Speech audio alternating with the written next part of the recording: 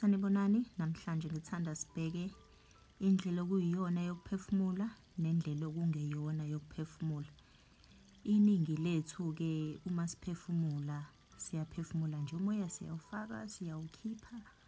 Asazi indlela e-right noma engekho right ngoba sazi ukuthi ukuphefumula nje kuyinto eyindalo ezenzakalelayo. Isikhathi esiningi ngasigxile ekutheni kwenzakalani emzimbeni wethu uma siphefumula-ke. Kukhona-ke indlela okufanele ukuthi uyinothise noma kufanele uyiqaphele njengoba usho iziqinisekiso zakho noma nje uma uphefumula nje osukwini. Ngoba namhlanje i-law of attraction yakho okanye umthetho ozisa izinto kuwe ngesikhathi esifanele namhlanje kulethe ekutheni uzofunda ngokuphefumula. Ake sibheke-ke indlela okuyiyona yokuphefumula. Qala-ke manje ukunothisa okanye uqaphele-ke mangabe uphefumula ukuthi umoya mawufaka isisu sakho siyafutheka njengebhaluni. Mawukhipha isisu sakho sinciphe ngoba umoya uyawukhipha. Uzokwenza lokhu ngenhloso. Mawukuthi ubungakwenzi uzokwenza ngenhloso. Uzophinde futhi uthi mangabe ufaka umoya wakho izifuba zakho zivaleke okanye i-diaphragm yakho.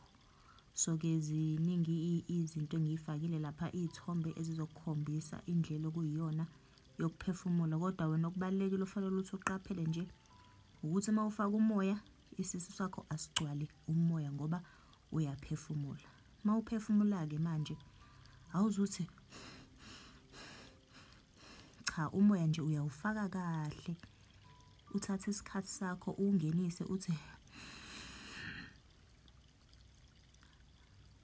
bese mawukhipha futhi ukhiphe nje kahle wonke. Ngiyathemba ukuthi kuyacaca. Kubalulekile ukuthi ukuphefumula kwakho ukunake kakhulu. Uma ngabe uvuka nje ekuseni uyijwayeze, kuzohamba kuhambe kube yinto ezenzakalelayo nokuthi usuphefumula ngale ndlela. Ake sibheke ukuthi kunamthelela muni okanye kusizaphi ukuphefumula ngale ndlela engiyichazayo. Kwezinye zezathu-ke zokuphefumula uzosizakala-ke nje ukuthi umphefumulo wakho nje mawuthatha ama-breath a-deep noma ukuphefumula ukushonisa umoya phakathi kuwe. Thina izathu esisaziyo ukuthi ufaka i-oxygen emzimbeni wakho. Iningi labantu lazi ukuthi nje ufaka umoya omusha emzimbeni wakho, kanti ziningi-ke izathu zokuphefumula thina esingazazi noma esingayinaki ezisizayo ngenxa yokuthi nje uphefumula ngale ndlela. Yikho kuney'nkolelo-ke zokuthi uma ngabe uphefumula kanje, kakhulukazi abantu abenza i-yoga nama-meditation njengoba-ke kuyila esiye khona, uzokwazi ukuthi usizakale. Ukuphefumula kukwehlisa nje i-stress, kumasaje ama-organs okanye izitho zakho zangaphakathi. Mangabe mhlawumbe unokwesaba ukubona, mhlawumbe kuthiwa hayi mhlawumbe uzoba ne-presentation, mhlawumbe usuyasaba ukuyopresenta phambi kwabantu, uqala uphefumule kuqala, uyayibona, wehlisa i-anxiety, yabona, ne-stress. Yeah. So ukuphefumula kunama-benefits amaningi ahlukahlukene. Uma-ke high mawuphefumula-ke awenza ama-deep breathing, uyakwazi ukuthi wehlise-ke noko ukushaya kwegazi lakho, liphinde futhi-ke kuqinise kanye ne-immunity yakho, kusho ukuthi uzokwazi ukulwa nezifo kangconywana mangabe uphefumula ngale ndlela. Kodwa-ke kusona isizathu esikhulu sokuphefumula kanje ngaphandle kokufaka umoya kusisize ngaphakathi emzimbeni. Konke lokho engikubalile umvuzo we-deep breathing noma indlela efanele yokuphefumula efanele ngabe siphefumula ngayo.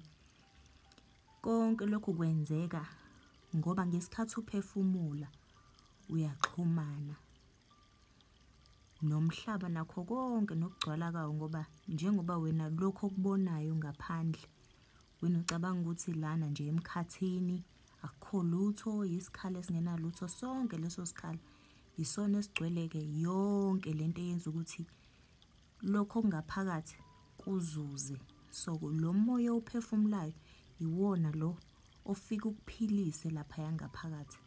Isona sizathu-ke esenza ukuthi siphefumule ama-deep breaths okanye ukuphefumula okujulile.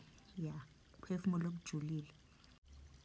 Singakuthathi-ke kancane ingane zakwethu ukuphefumula ngoba ikona okuphilisayo. Lokhu kuphefumula ikona okuqeda izifo ngaphakathi kwakho, kodwa-ke sizofika esigabeni la sesifunda khona kabanzi ukuthi ukuphefumula kuwuphilisa kanjani umzimba wakho. Mhlambe ngokujwayela nawe uma uphefumula kanje uzozibonela umahluko. Kuzoba khona mhlambe uthi nje uhleli uzozwa wena kube ngazuthi kwanyakaza nje imisipha yakho, kube ngathi kune-tingling effect engazuthi kukhona izinto ey'nyakazayo. Uzobe sekuqala-ke ukuthi umzimba wakho uphile ngaleso sikhathi. Uzobe sekuwuphila ngenxa yokuphefumula osukwenza wena uma ngabe uphefumula.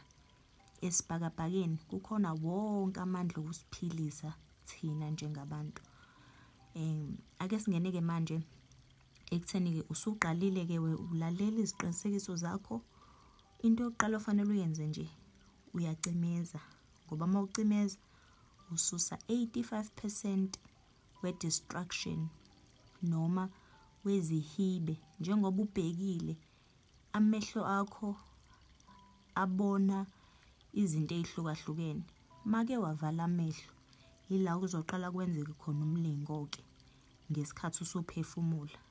Ngokuvala amehlo nje kube mnyama yila usuzokwazi ukuthi uxhumane khona-ke nomdali, nabaphansi ungababiza noma ngabe yini, kodwa uzobe sewuxhumana nalamandla lawa esifuna ukuthi siwafake ukuze akwazi ukuthi asiphilise.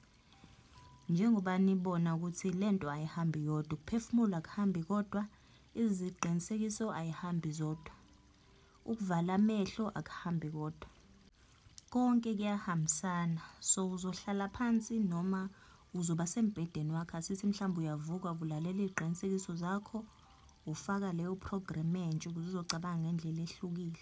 Uzocimeza uvala amehlo. Ngesikhathi uvala amehlo usususe okuningi okuzoba yihibe ekutheni lento oyifunayo ukuthi yenzeke. Lo moya owufakayo, lamandla kaNkulunkulu owafakayo kuwena noma kamveli inqangi ngomoya, ngoba konke kusemoyeni kuzobe sekwazi ukwenzeka-ke. Uma usuvalile amehlo, ngizocela ukuthi uma uvala nje amehlo kuzoba mnyama ngithi. Wena thola indawo noma ungenze ngathi ubuka la phakathi namakhala akho, okanye phakathi namehlo akho ugxile. Thola indawo eyodwa ozogxila kuyona. Ngesikhathi ubuke kuyona, ubuka kuyo wena njengoba uvalile amehlo. Uyaphefumula slow, uphefumula ngamandla akho onke, uyawufaka wonke umoya uze ungakwazi ukuwufaka. Ubuze ukuthi hayi sekugcinile-ke manje ukungena komoya. Uthi ukuwubamba mhlambe amasekhende ambalwa, amasekhende amathathu, kuzoya ngawe-ke. Kodwa uma usaqala mhlawumbe uzongakwazi ukubamba isikhathi eside.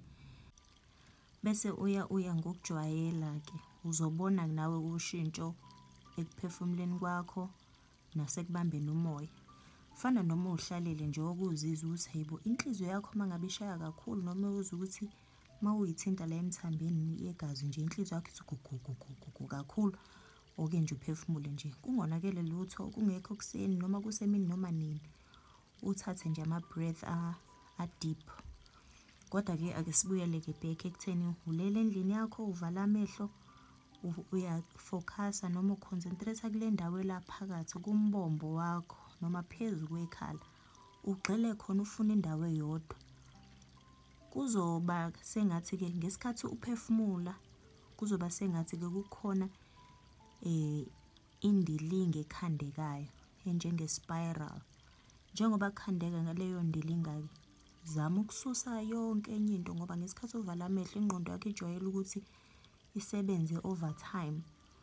Uyacabanga ngaso sonke isikhathi, ingqondo yakho ihlezi ithathiwe, ucabanga ukuthi uma usuka la uzogqokani, uma uvuka la phansi uzokwenzani, kusasa uzokwenzani. Zama wena ukugxila ususe konke imicabango. Yebo imicabango izoza, kodwa wena zama ukugxila kule ndawo engithe yifune nje eyodwa, eyi-spot eyodwa nje, idot elilodwa phakathi nendawo kwamakhala akho, phakathi nendawo noma phakathi namehlo akho, ugxile khona. Uphefumule, uzoze ubone into engathi spiral.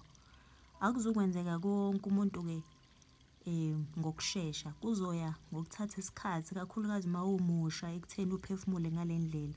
Iyona meditation-ke le, iyona-ke into esithi wena uba umbukeli kule mpilo, uyabukela yonke into eyenzakalayo ngoba kahle kahle wena fanele ubukele la emhlabeni kwenzeka izinto, kodwa ucele ukuhlakanipha kwabaphansi, ku-infinite wisdom, cosmic power. Lo moya uphefumula yiwona ozokunika lobu buhlakani, wena nje uhlale ubukele.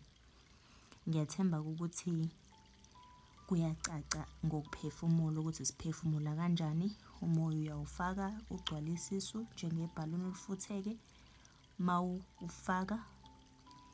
Ufaka kuze kugcine ungasakwazi ukuwufaka umoya, bese uyawubamba isikhashana bese uyawukhipha.